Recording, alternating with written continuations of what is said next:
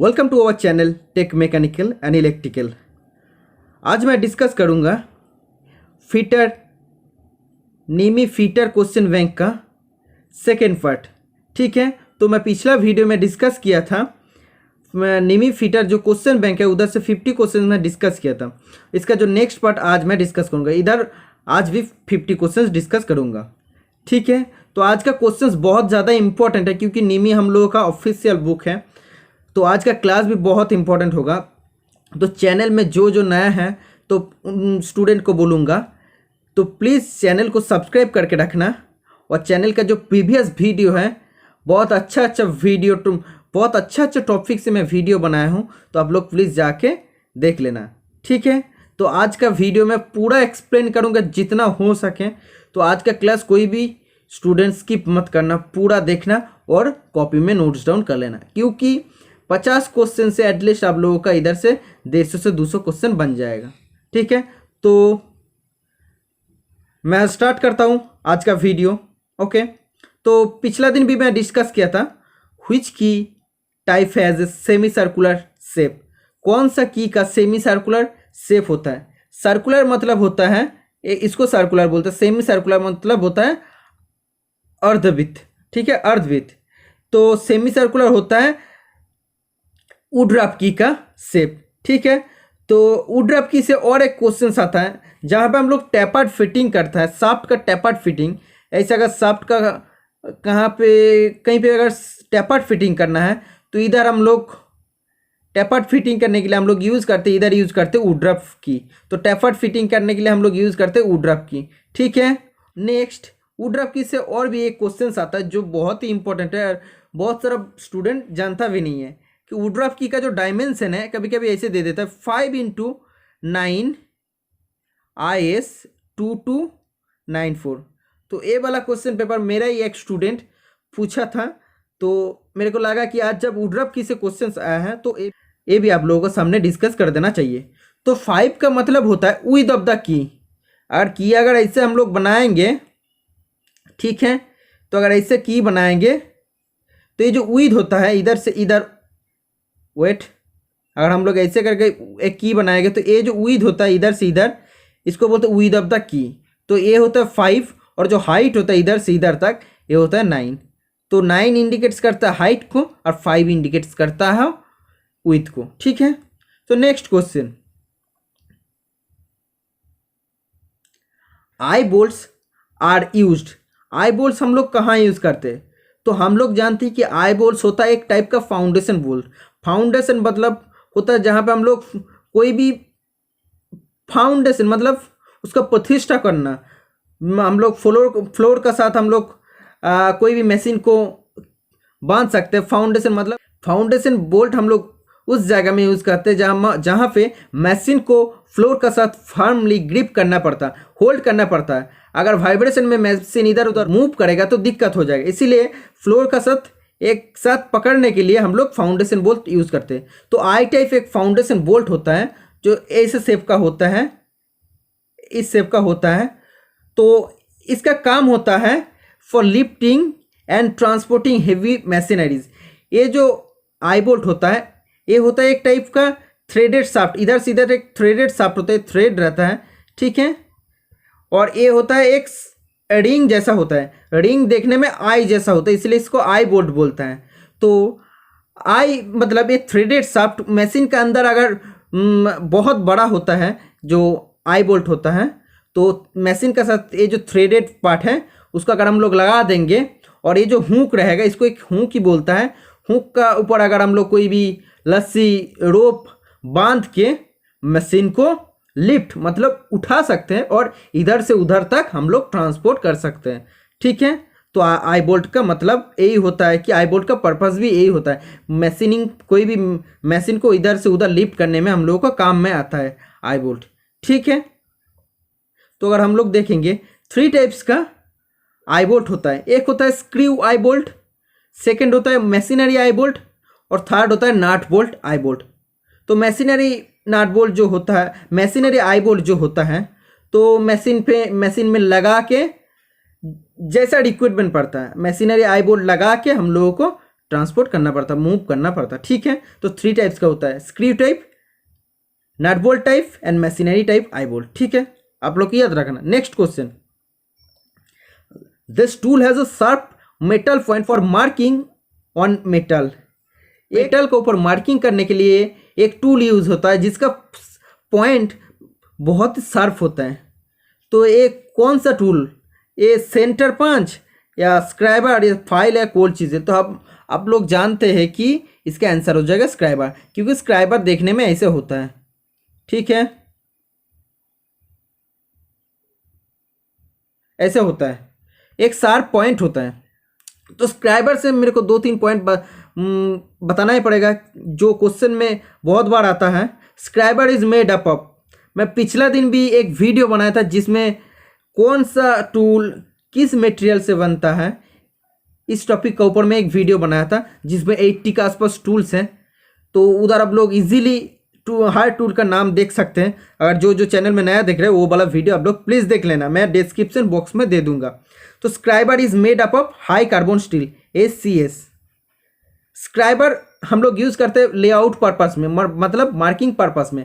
कोई भी अगर एक मेटल है उसको मेजरमेंट लेना है, पहले हम लोगों को उसका ऊपर मार्किंग मीडिया अप्लाई करना है, उसके बाद मार्किंग करना है। तो मार्किंग करने के लिए कोई भी लाइन स्क्राइब करनी है, स्क्राइब मतलब ड्रॉ करने के लिए हम लोग यूज़ करते हैं स्क्राइबर।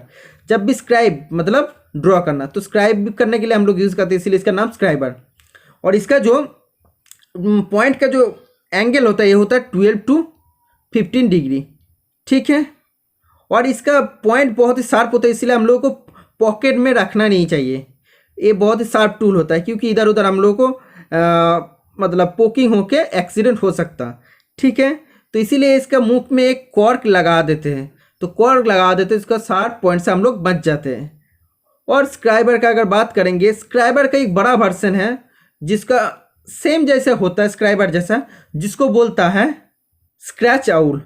स्क्रैच आउल का मतलब क्या है, ये भी स्क्राइबर का जैसा सेम काम करता है, लेआउट पर्पस में हम लोग यूज़ करते हैं। ये सीट मेटल का ऊपर यूज़ होता है। और ये कहाँ यूज़ होता है, डीपर लाइन जब हम लोग को ड्रॉ करना पड़ता है। सीट मेटल तो मेटल है ना, उसके ऊपर डीपर जब लाइन ड्रॉ करना पड़ता है। स्क्राइबर में बहुत ही लाइट मार्क आता है, और जब डीपर मार्क ड्रॉ करना है तब हम लोग यूज़ करते हैं scratch owl, SCRATCH, scratch OWL। ठीक है, तो स्क्रैच आउल से और एक क्वेश्चन आता है, इसका एंगल, पॉइंट का एंगल होता है 15 से 20 डिग्री। ठीक है, और स्क्राइबर का होता है 12 to 15 डिग्री। ठीक है, तो आप लोग याद रखने दोनों पॉइंट को। डीपर जब लाइन ड्रॉ करना पड़ेगा तब हम लोग यूज़ करते हैं स्क्रैच आउल, और सीट मेटल के लिए हम लोग यूज़ करते हैं स्क्रैच आउल। ठीक है, what is a ratchet stop provide to the spindle of an outside micrometer. Outside micrometer में रैचेट स्टॉप हम लोग क्यों यूज करते हैं?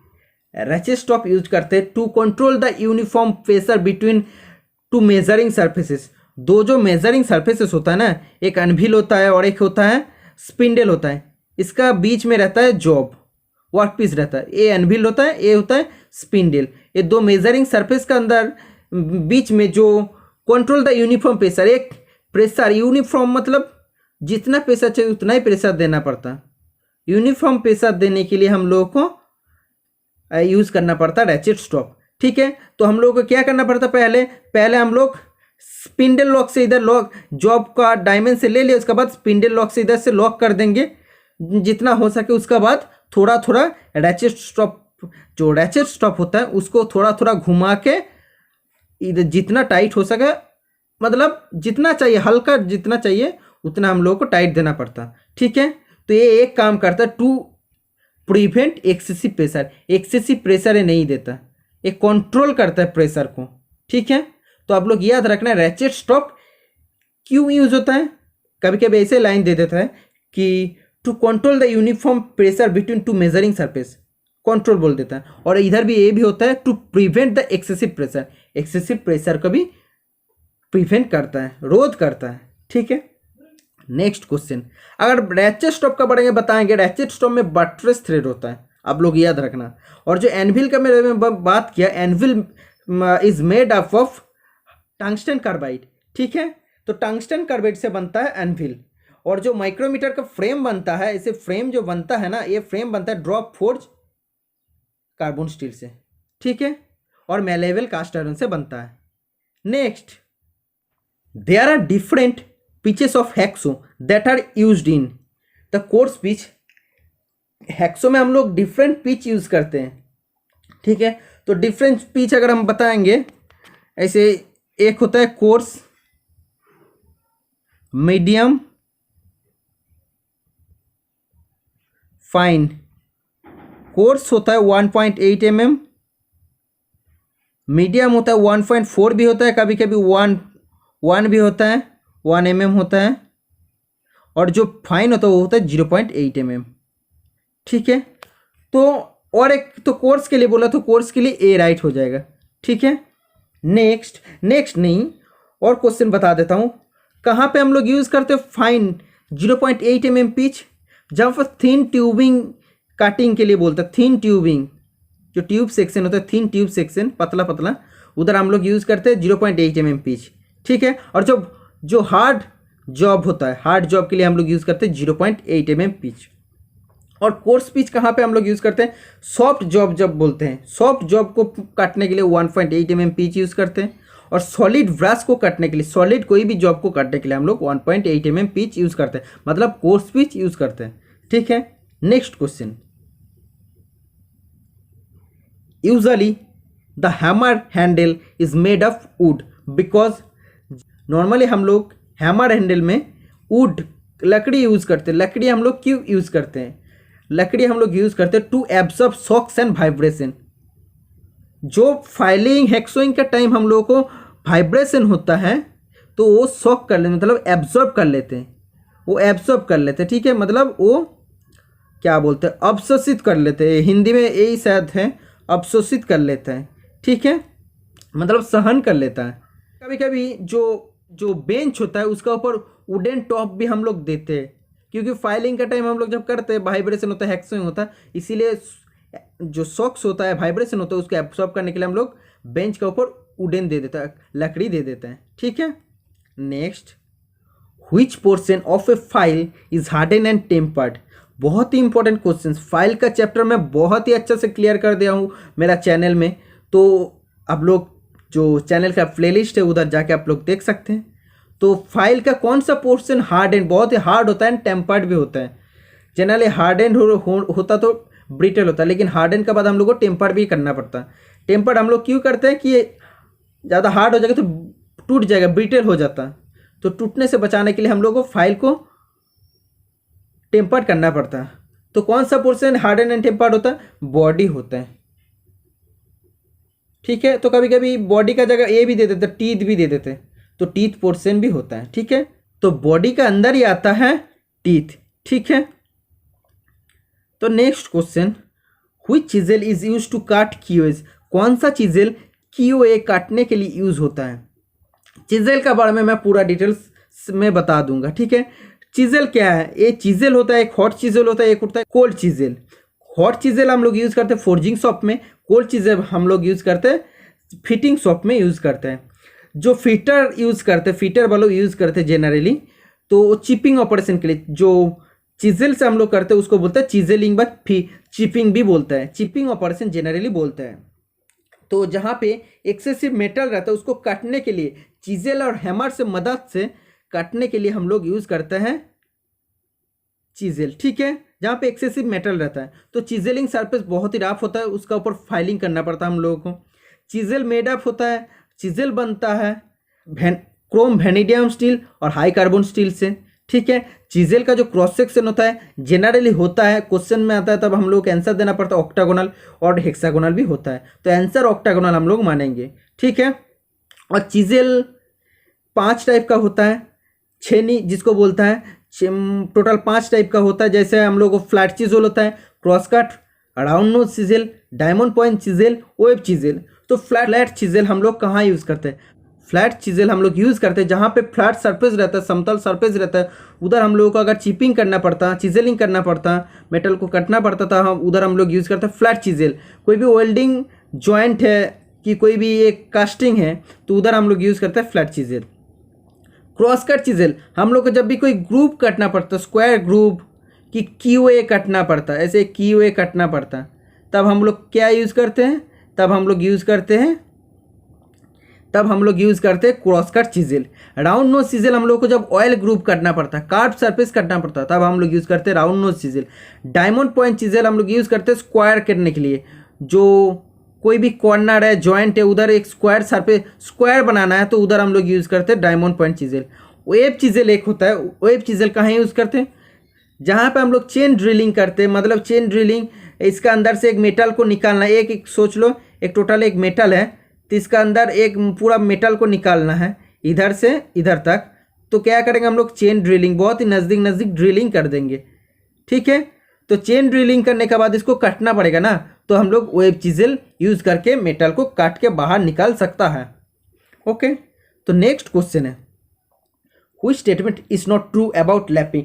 कौन सा स्टेटमेंट लैपिंग के लिए जो सही नहीं है, तो कौन सा नहीं है, इट यूजेस बॉन्डेड एब्रेसिव, हम लोग बॉन्डेड एब्रेसिव नहीं यूज़ करते, ठीक है। टाइट टॉलरेंस भी देते हैं, एब्रेसिव प्रोसेस भी है, स्लो प्रोसेस भी है, तो हम लोग क्या यूज़ करते हैं, ग्लू एब्रेसिव यूज़ करते हैं। एब्रेसिव ग्लू फॉर्म में रहता है, पेस्ट फॉर्म में रहता है, ठीक है, बॉन्डेड फॉर्म में नहीं रहता है। बॉन्डेड फॉर्म में कहाँ रहता है, बॉन्डेड फॉर्म में रहता है ग्राइंडिंग व्हील में, ठीक है। जैसे बॉन्ड होता है, विट्रीफाइड बॉन्ड, रेजोनाइड बॉन्ड, ठीक है। तो बॉन्ड क्या होता है, बॉन्ड होता है एक सब्सटेंस जो एब्रेसिव ग्रेन के साथ मिक्स होके वो एक साथ पकड़ता है, एक और कोई भी शेप में आप लोग दे सकते हैं। तो ग्राइंडिंग व्हील के लिए हम लोग एक राउंड व्हील हम लोग उसको बना सकते हैं, ठीक है। तो किसका मदद से हम लोग बना सकते हो, बॉन्ड का मदद से, ठीक है। तो next question, many metal particularly non metals have a tendency to harden with time, this is called. ऐसे कुछ मेटल है और ज़्यादातर नॉन मेटल का एक जो उद्देश्य होता है कि वो टाइम का साथ साथ वो हार्डन होते जाता है, बहुत ज़्यादा कठोर हो जाता है। तो ये प्रॉपर्टी को क्या बोलते हैं, इसको बोलते हैं एज हार्डनिंग। टाइम बढ़ते रहता है तो वो भी हार्ड होते रहता है।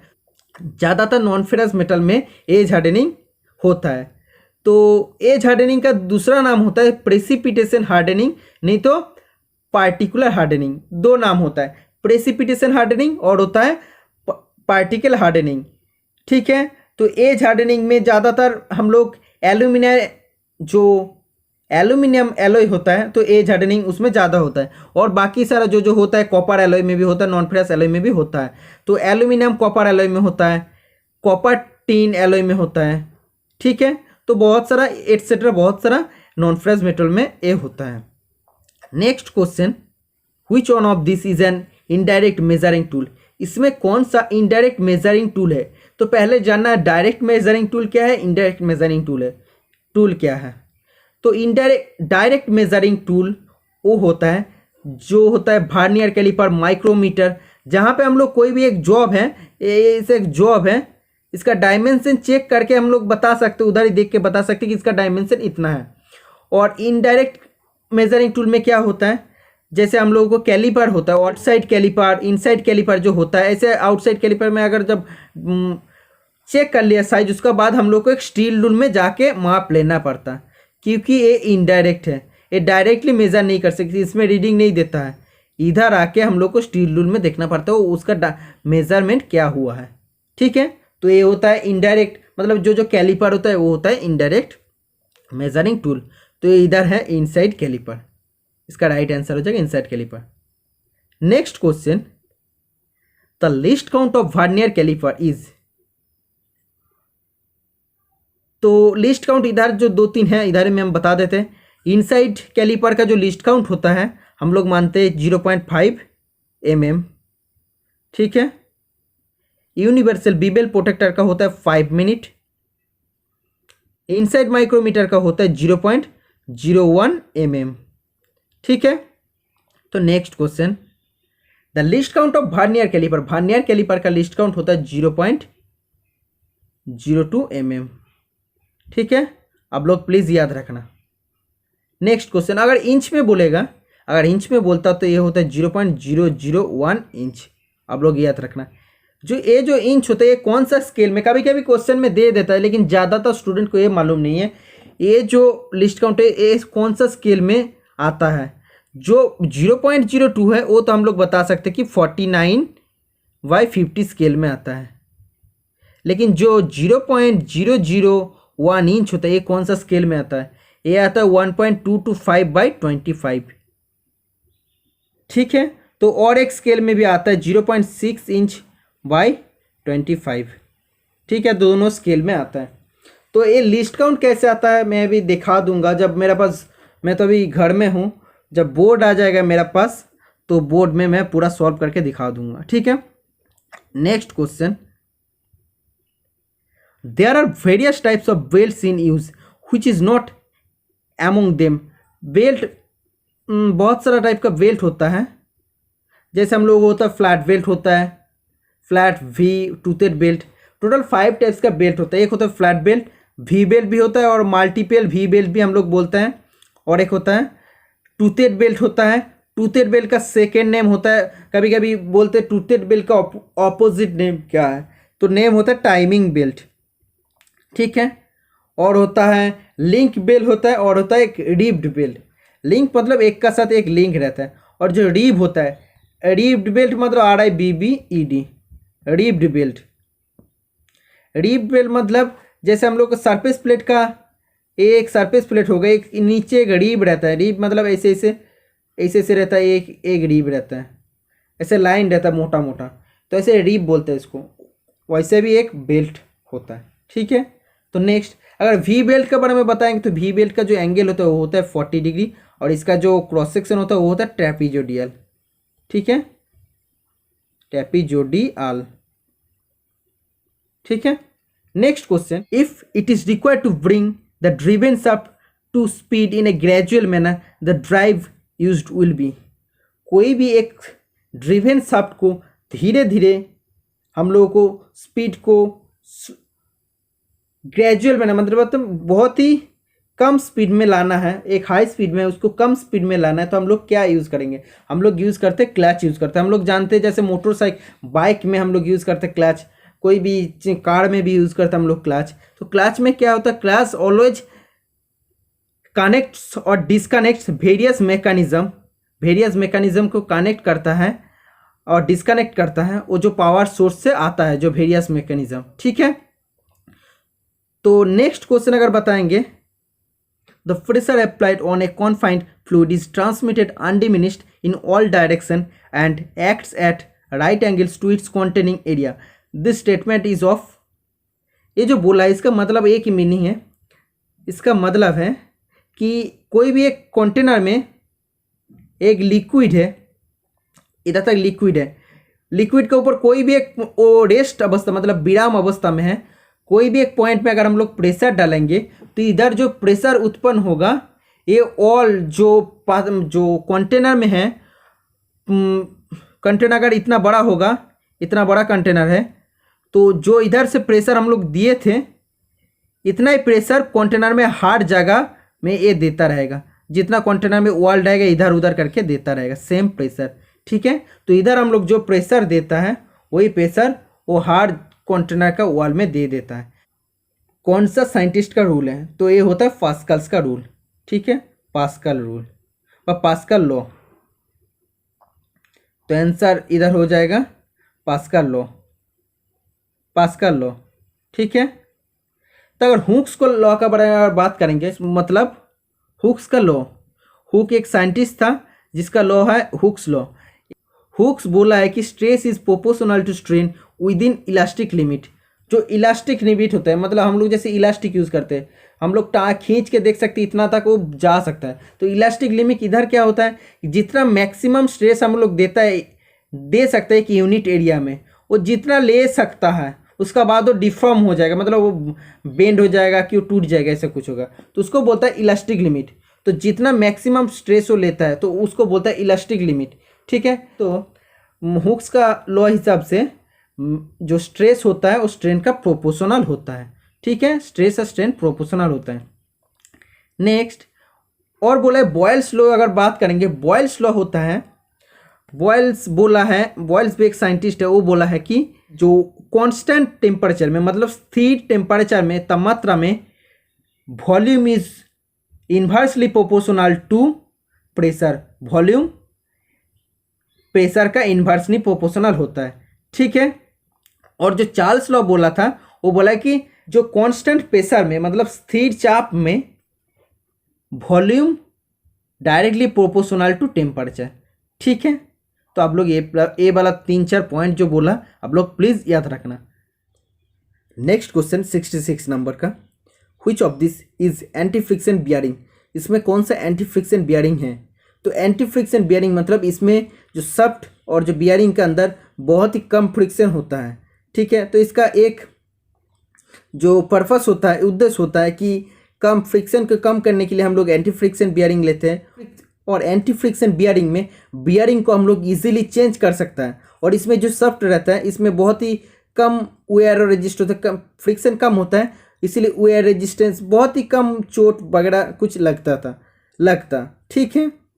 तो इसका अंदर एंटी फ्रिक्शन बियरिंग के अंदर तीनों ही आता है, बॉल बियरिंग आता है, रोलर बियरिंग आता है, नीडल बियरिंग आता है। तो रोलिंग एलिमेंट हिसाब से इधर बॉल यूज़ होता है, इधर रोलर यूज़ होता है, इधर यूज़ होता है नीडल, ठीक है। तो मैं बियरिंग चैप्टर में पूरा कंप्लीट करा दूंगा। ये बियरिंग में क्या क्या एलिमेंट्स होता है, क्या केज होता है, क्या इनर रेस, जो भी है मैं पूरा डिटेल्स में बता दूंगा, ठीक है। Next question, the jig which does not have a base but can be set over the job is to be drilled, इसमें बेस नहीं होता लेकिन ड्रिल करने के लिए हम लोग सेट कर सकते हैं। तो बेस नहीं है कौन सा जिग में, चैनल जिग में बेस नहीं रहता, ठीक है। आप लोग याद रखना, चैनल जिग में बेस नहीं रहता, इधर दो साइड में सिर्फ होल्ड करता, जॉब को होल्ड करता और ऊपर से ड्रिलिंग होता है, ठीक है, ऊपर ड्रिलिंग होता है। और अगर बात करेंगे सैंडविच जिग, जहाँ पे थीन जॉब होता है, थीन जॉब को जहाँ पे ड्रिलिंग करना पड़ता, मैशिनिंग करना पड़ता, उधर हम लोग यूज़ करते हैं सैंडविच जिग। और बॉक्स जिग होता है, बॉक्स जिग का सेकेंड नाम, बॉक्स जिग का अंदर हम लोग जॉब डाल के इधर 2 से ज़्यादा साइड से हम लोग ड्रिलिंग कर सकते हैं, इसीलिए इसका नाम है टम्बल जिग। टम्बल जिग इसका दूसरा नाम है, क्योंकि 2 से ज़्यादा साइड से डायरेक्शन से हम लोग इसको इधर ड्रिलिंग कर सकते हैं, ठीक है। और ट्रूनियन जिग होता है हेवी ड्यूटी, मतलब बहुत बड़ा जॉब के लिए बहुत बड़ा जिग होता है। ये बॉक्स जिग का मॉडिफाइड जिग है, ठीक है। इसमें बहुत बड़ा बड़ा जॉब यूज़ होता है, तो अलग अलग साइड से 2 से ज़्यादा साइड से ये यूज़ होता है, 2 से ज़्यादा साइड से ये ड्रिलिंग कर सकता है, ठीक है। तो next question, PPE stands for, PPE का फुल फॉर्म क्या है। इसका full form personal protective equipment. जब हम सेफ्टी का क्लास लिया था, इसमें सेफ्टी का क्लास में मैं पूरा सब कुछ कंप्लीट कर दिया था। पर्सनल प्रोटेक्टिव इक्विपमेंट का अंदर क्या आता है, जैसे PPE-1 किसको बोलते हैं, जो हेलमेट रहता है उसको PPE-1 बोलते हैं। PPE-2 किसको बोलता है, जो फुटवेयर रहता है, जूता वगैरह जो रहता है, सेफ्टी शूज, उसको बोलता है PPE-2, ठीक है। तो ऐसे करके मैं पूरा डिटेल्स में बता दिया, आप लोग जाके देख सकता है, ठीक है। Next question, the box which contains the usual medicine, cotton, bandage etc is called, जिस बॉक्स में मेडिसिन, कॉटन, पट्टी, बैंडेज, जो भी ये सब जो रहता है, तो उस बॉक्स को क्या बोलता है, उसको बोलता है फर्स्ट एड बॉक्स, ठीक है, फर्स्ट एड बॉक्स उसको बोलता है। Next, which of this is a soft skill, इसमें सॉफ्ट स्किल क्या है, तो पॉजिटिव एटीट्यूड भी सॉफ्ट स्किल के अंदर आता है, गुड कम्युनिकेशन स्किल भी आता है, सेल्फ कॉन्फिडेंस भी आता है, ठीक है, गुड एटीट्यूड भी आता है। तो ये सॉफ्ट स्किल का अंदर आता है। सॉफ्ट स्किल में कैसे हम लोग, मेरा जो कॉलिग्स रहता है उसका साथ मैं कैसे बिहेव करता हूँ, बॉस के साथ कैसे बिहेव कर सकता हूँ, कंपनी में जाके कैसे काम करना पड़ता है, पॉजिटिव एटीट्यूड, ठीक है, सेल्फ कॉन्फिडेंस, ये सब सॉफ्ट स्किल का अंदर आता है। मैं उधर भी सेफ्टी चैप्टर में पूरा कंप्लीट कर दिया हूँ। नेक्स्ट क्वेश्चन, तो इसका आंसर डी होगा, ठीक है। Next question, which of this skill a trainee learns in A fitter trade, in fitter trade में ट्रेनी क्या क्या सीखता है, तो फाइलिंग सीखता है, सेफ्टी स्किल सीखता है, सेफ्टी क्या क्या सेफ्टी फॉलो करना चाहते हैं, ग्राइंडिंग सीखता है, बहुत कुछ सीखता है, लेद मशीन में टर्निंग सीखता है, ऑल ऑफ दिस इसका राइट आंसर। ठीक है, next question,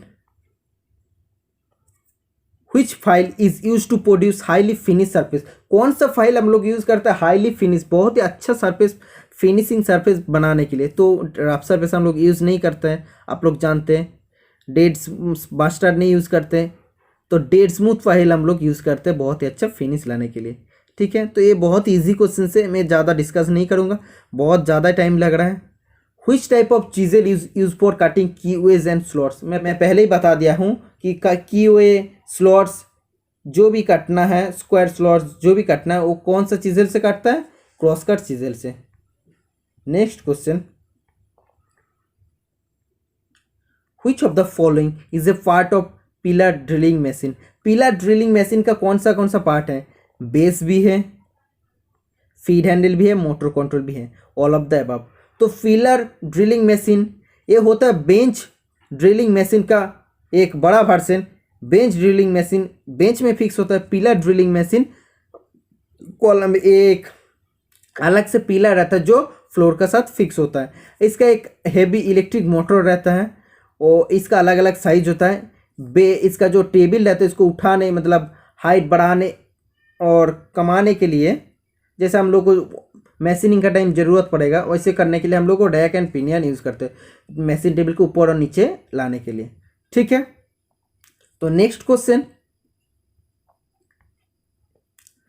which of this is a part of twist drill? तो बहुत इजी क्वेश्चन, ट्विस्ट ड्रिल का क्या क्या पार्ट है? बॉडी भी है, सैंक भी है। तो सी ऑप्शन में body, both body and shank, तो इसका right answer both body and shank हो जाएगा। ठीक है, right answer C. Cutting speed is expressed in, cutting speed हम लोग कैसे एक्सप्रेस करते हैं?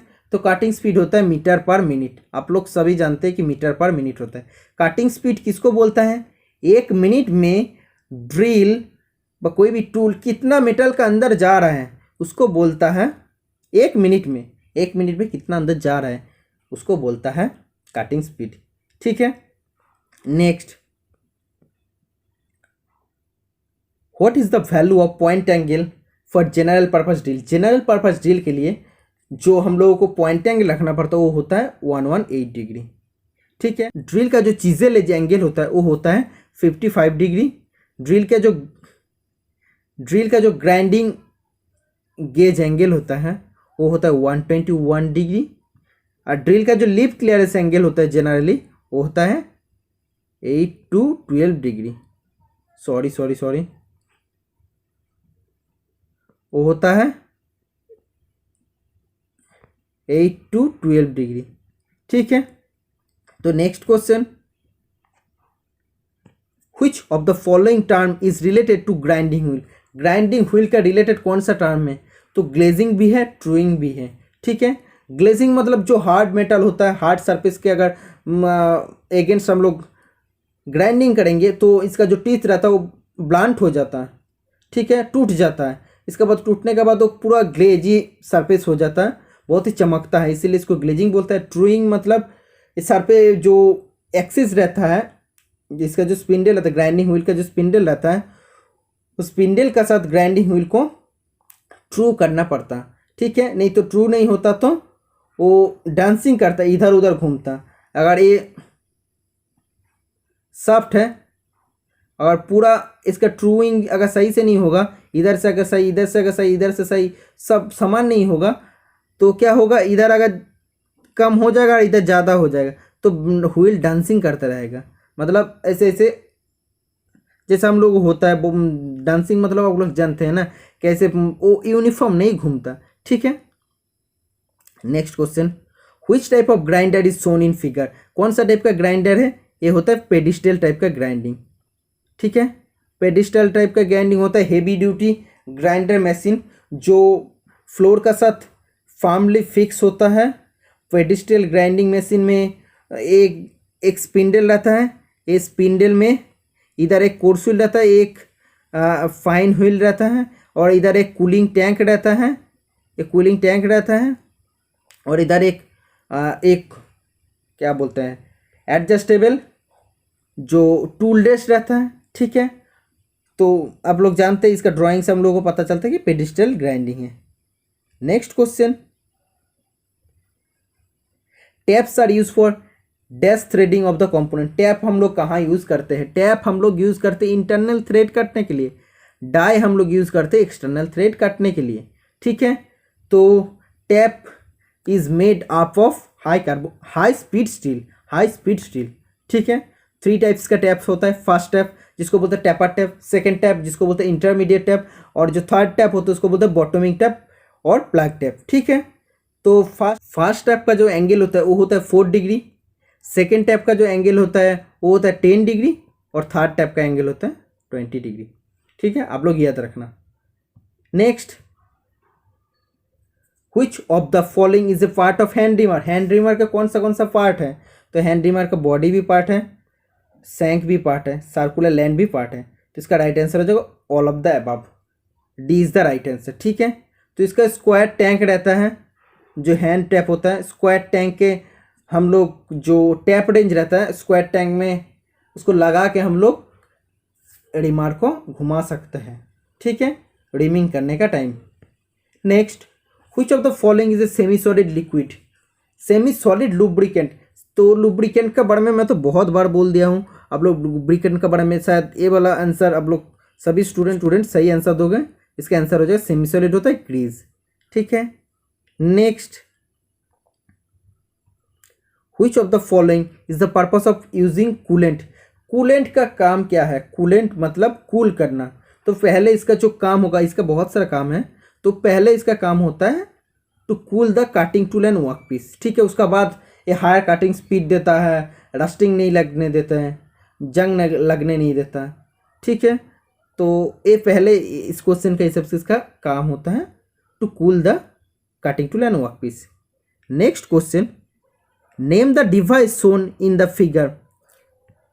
ये जो इक्विपमेंट है, टूल है, इसका नाम क्या है? आप लोग सभी स्टूडेंट जानते हैं, अगर नहीं जानते तो आप लोग बहुत ही वीक हैं। ठीक है, इसका नाम है वर्नियर कैलिपर। इसका लीस्ट काउंट होता है 0.02 mm।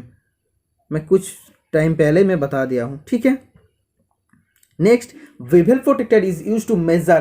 बेवल प्रोटेक्टर हम लोग कहाँ यूज करते हैं? बेवल प्रोटेक्टर हम लोग यूज करते हैं एंगल मेजर करने के लिए। एंगल जहाँ पे मेजर करना पड़ता है उधर हम लोग बेवल प्रोटेक्टर यूज करते हैं। तो बेवल प्रोटेक्टर का लिस्ट काउंट होता है 1 डिग्री।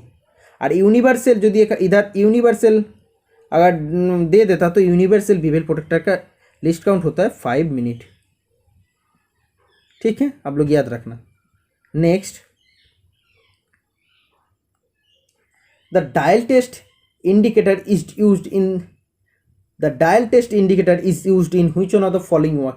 डायल टेस्ट इंडिकेटर हम लोग कहाँ यूज करते हैं? तो डायल टेस्ट इंडिकेटर हम लोग to check the parallelism of the shaft का जो पैरेललिज्म है वो चेक करने के लिए करता है। To check concentricity of hole, concentricity hole का चेक करने के लिए हम लोग यूज करते हैं। To check plane surface for flatness and parallelism, जो प्लेन सरफेस होता है उसका फ्लैटनेस और पैरेललिज्म चेक करने के लिए हम लोग यूज करते हैं। तो इसका तीनों ऑप्शन ही राइट है, तो इसीलिए D is the right answer, all of the above.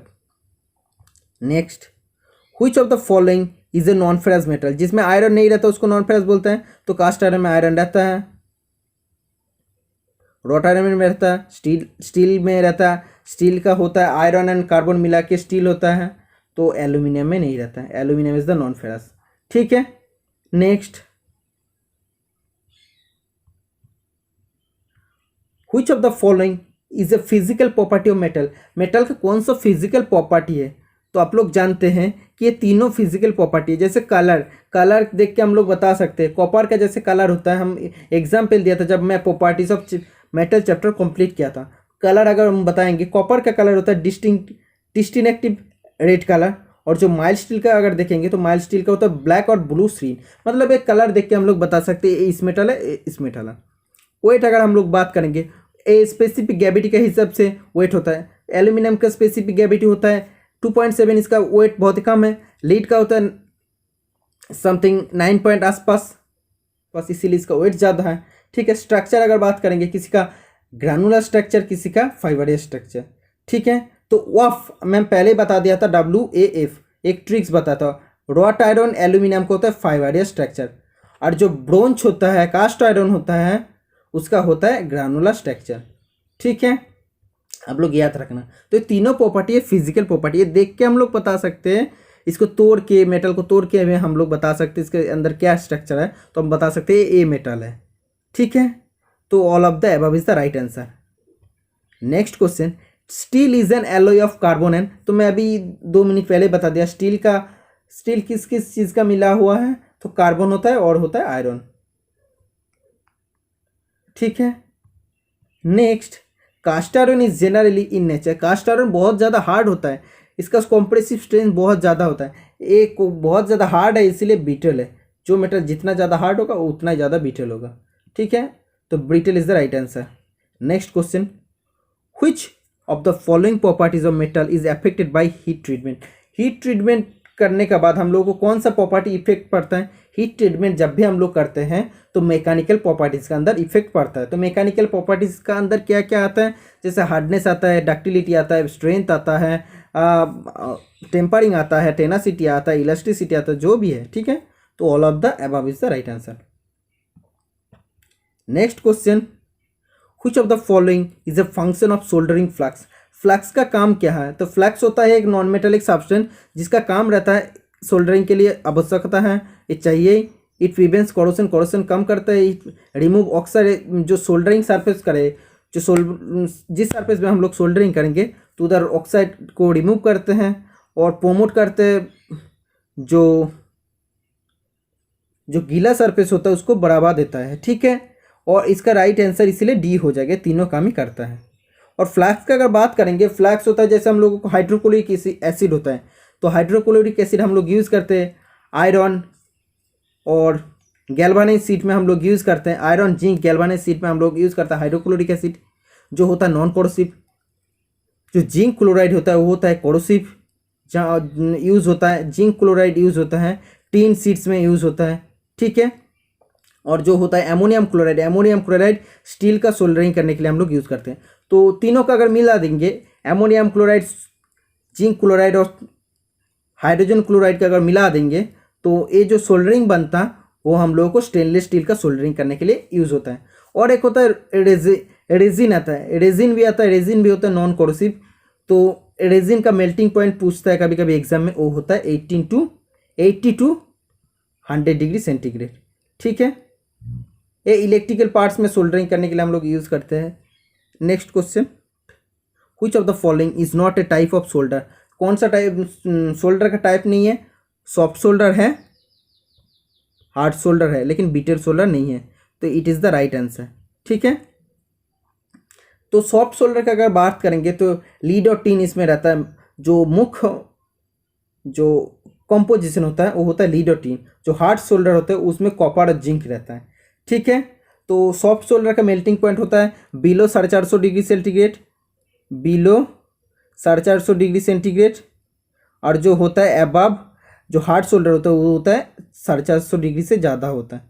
ठीक है, तो next, which of this following operation can be performed on a lathe machine, lathe machine में हम लोग कौन सा ऑपरेशन हम लोग परफॉर्म कर सकते हैं, ड्रिलिंग कर सकते हैं, टर्नलिंग कर सकते हैं, टेपर टर्निंग कर सकता है, रिमिंग कर सकता है। ठीक है, तो थ्रेड कटिंग कर सकता है, तो बहुत सारा काम हम लोग कर सकते हैं तो लेथ मशीन में, इसीलिए इसका राइट आंसर हो जाएगा D. Next, while drilling on a lathe the drill is tied in, जब हम लोग लेथ में ड्रिलिंग करते हैं तब हम लोग ड्रिल को कहाँ फिक्स करते हैं, टेल स्टॉक में हम लोग फिक्स करते हैं। कभी कभी एक क्वेश्चन पूछ लेता है टेल स्टॉक में जो ग्रेजुएशन रहता है वो किस कैसा रहता है कि एम क्या इंच में रहता है, तो ज़्यादातर इंच में आंसर दे देता है, लेकिन इसका राइट आंसर होगा inch, wrong answer, right answer होगा मिलीमीटर में। ठीक है, millimetre is the right answer. Next question, identify the given tool, ये कौन सा टूल है, ये बोलता है इलेक्ट्रोड होल्डर, इलेक्ट्रोड होल्डर इसको बोलता है, ये इलेक्ट्रोड के होल्ड करता है। Which of the following gas does not burn itself but is helpful in combustion, कौन सा गैस खुद जलता नहीं है लेकिन कम्बसन में जलने में मदद करता है, कौन सा गैस, वो ऑक्सीजन करता है, इसीलिए ऑक्सीजन को कभी कभी बोल देता है, क्वेश्चन में देता है सपोर्टर ऑफ फायर। ठीक है, सपोर्टर ऑफ फायर बोलता है ऑक्सीजन गैस को। ठीक है, तब लोग याद रखना। Next question, identify the machine shown in figure, आप लोग देख सकते हैं ये मशीन, ये लेद है, देखिए लेद मशीन है, ये टेल स्टॉक है, ये टूल पोस्ट है, ये टेल स्टॉक है, ये हेड स्टॉक है। ठीक है, तो लेद तो हम लोगों को पता चल गया, लेकिन क्या है देखते हैं। मिलिंग तो नहीं है, ड्रिलिंग नहीं है, सेपा नहीं है, ये सीएनसी लेद है। सीएनसी का मतलब होता है computer numerical control, computer numerical control lathe machine है। ठीक है, next, dash is the difference between the maximum limit of size and the minimum limit of size. Maximum limit of size minus minimum limit of size को बोलता है tolerance. व कभी कभी option में देता है upper limit minus lower limit को क्या बोलता है, वो भी होता है tolerance. Next, which of the following is a type of rivet. Rivet का टाइप क्या क्या है, तो स्नैप हेड रिवेट हम लोग जनरली यूज करते हैं। पैन हेड रिवेट हम लोग जो स्ट्रक्चर हेवी स्ट्रक्चरल वर्क होता है उधर हम लोग पैन हेड रिवेट यूज करते हैं, रिवेट यूज करते हैं। और जो कॉनिकल हेड रिवेट होता है वो भी हम लोग यूज करते हैं। तो इसीलिए इसका राइट आंसर हो जाएगा ऑप्शन नंबर डी। ठीक है, तो आज का टोटल 100 क्वेश्चन हो गया, आप लोग देख सकते हैं। तो और एक क्वेश्चन मैं एक्स्ट्रा करा देता हूँ। Which of the following is an advantage of using gauge. Gauge का जो सुविधा क्या होता है यूज़ करने में, फ़ायदा क्या है, तो इस टाइम सेव करता है, इंक्रीज इन प्रोडक्शन में भी करता है, प्रोडक्शन में ज़्यादा प्रोडक्शन भी होता है, टाइम भी सेव करता है। तो इसीलिए इसका राइट आंसर हो जाएगा C, both saving time and increase in production. ठीक है, तो आज का टोटल 101 क्वेश्चन हो गया, आप लोग देख सकते हैं। तो वीडियो बहुत ज़्यादा बड़ा हो गया, लेकिन आज का जो वीडियो है बहुत ज़्यादा पावरफुल है, आप लोगों को बहुत कम में आएगा। एटलीस्ट आप लोगों को 150 से ऊपर क्वेश्चन बन गया है, जो मेरा बात सुन के each and every question note किए हैं। तो आज जो मेरा वीडियो पूरा देखे हैं, जो चैनल में नया है, उन लोगों को बोलूँगा चैनल को सब्सक्राइब करके रखना, क्योंकि इससे भी अच्छा वीडियो मैं देता रहूँगा हर टॉपिक का ऊपर, जो आप लोगों को each and every topic clear करने में हेल्प होगा। तो ऐसे सपोर्ट करते रहना, मैं आप लोगों का साथ हूँ। कोई भी अगर डाउट है तो मेरे को फ़ोन कर सकता है, मेरे को व्हाट्सअप नंबर भी मेरा 8583870223, इस नंबर पे व्हाट्सअप करके मेरे को कोई भी प्रॉब्लम हो तो बता सकते हैं, मैं सॉल्व करने का पूरा कोशिश करूँगा। और मेरे को सपोर्ट करते रहना ऐसे। ठीक है, चलो आज के बाय।